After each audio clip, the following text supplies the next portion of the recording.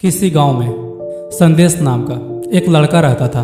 वह स्वभाव से काफ़ी अच्छा और संस्कारी भी था। अब वह जवान हो चुका था और अपने जीवन को अपने हिसाब से जीना चाहता था। इसी बात को लेकर उसे अपने घर वालों से काफ़ी संघर्ष करना पड़ता, क्योंकि उसके माता पिता उसे अपने हिसाब से ढालना और कुछ करते हुए देखना चाहते थे। और यही बात संदेश को बुरी लगती थी, क्योंकि वह कुछ और ही करना चाहता था। इसके लिए वह अपने माता पिता से कभी कभी बहस भी कर देता। वह धीरे धीरे चिड़चिड़ा होते जा रहा था। अब वह बात बात पे गुस्सा करता और फिर अपने इस दुर्व्यवहार से काफ़ी दुखी भी होता।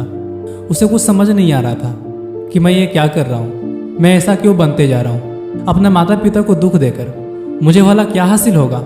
अब उसके मन में कई सारे सवाल उभर कर सामने आ रहे थे।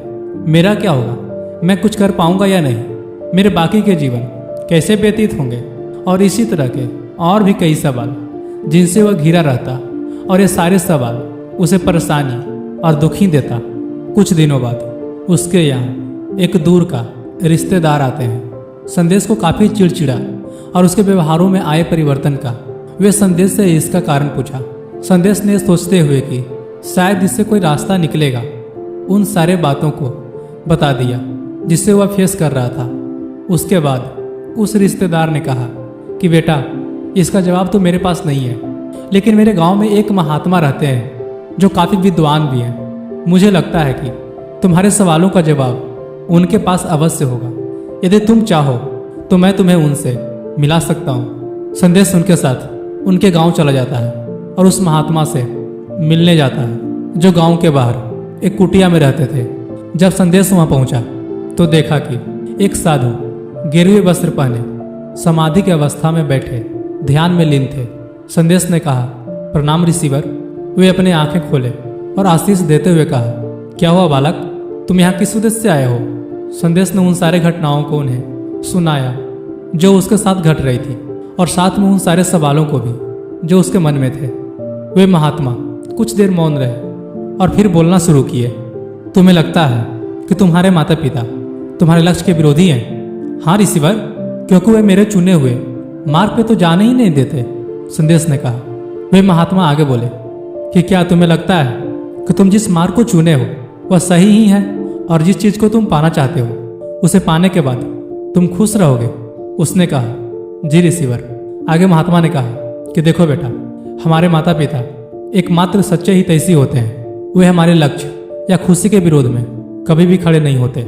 वे तो चाहते हैं कि हम खूब तरक्की करें, खूब खुश रहें, लेकिन कभी कभी वे हमारे विरोध में भी खड़े हो जाते हैं। ऐसा इसलिए होता है कि उन्हें लगता है कि हम जो करना और पाना चाहते हैं वो हमारे सामर्थ्य से बाहर है, या उसके काबिल हम नहीं हैं। यानी उन्हें हमारे कर्म शक्ति पे विश्वास नहीं होता और वे दूसरे काम को करने का सलाह देते हैं, या फिर हम जो करना चाहते हैं वे उनके समझ से बाहर हो, उनके लिए वे चीज़ें बिल्कुल नहीं हो, तब वे इसके विरोध करते हैं।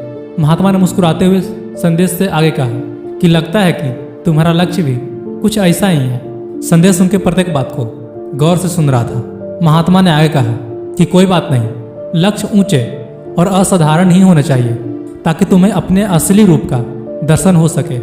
आदमी में कितनी शक्तियां हैं और वे क्या क्या कर सकते हैं, उन सभी को ये संदेश मिल सके। यदि तुम अपने माता पिता को अच्छे से समझाओगे तो वे समझ जाएंगे और तुम्हें अपने काम को करने का आज्ञा भी देंगे, लेकिन हाँ, समझाने की कला आनी चाहिए। संदेश ने उत्सुकता से कहा कि गुरुदेव, वे कला क्या है, मैं उसे सीखना चाहता हूँ, कृपा कर मुझे बताएं। महात्मा ने कहना शुरू किया कि सबसे पहले उनके पास जाओ और वे जो तुमसे करवाना चाहते हैं उसे उनके ही मुख से ध्यान से सुनो, और उसके बाद बोलो कि पापा ठीक है, आप जैसा कहेंगे वैसा ही करूँगा, लेकिन एक बात कहनी है आपसे। क्या आप यही चाहते हैं कि मैं किसी काम को करूं, उसमें सफलता हासिल करूं और जीवन भर दुखी रहूं, या फिर मैं अपने लक्ष्य पे काम करूं, उसे हासिल करूं और खुश रहूं। इतना कहकर वे मौन हो गए। उन्हें मौन देखकर संदेश ने कहा, गुरुदेव, एक सवाल है मेरे मन में। यदि इसके बाद भी वे ना माने तो हमें क्या करना चाहिए। तो अपने लक्ष्य की ओर चल देना। महात्मा ने कहा, तो उनके विरुद्ध जाने से क्या उन्हें दुख नहीं होगा, और उन्हें दुख देना क्या पाप नहीं होगा। संदेश ने कहा। महात्मा ने तुरंत जवाब दिया, कि संसार में वैसे कोई माता पिता नहीं जो अपनी संतान की तरक्की को देखकर दुखी होते हो। जब तुम अपने लक्ष्य की ओर बढ़ना शुरू कर दोगे तो हो सकता है कि कुछ पल के लिए वे दुखी हो सकते हैं, लेकिन जब तुम्हारे कामों का रिजल्ट उन्हें दिखना शुरू हो जाएगा तो उनके सारे दुख समाप्त हो जाएंगे और वे तुम्हें सपोर्ट भी करेंगे। इतना कहकर वे मौन हो गए।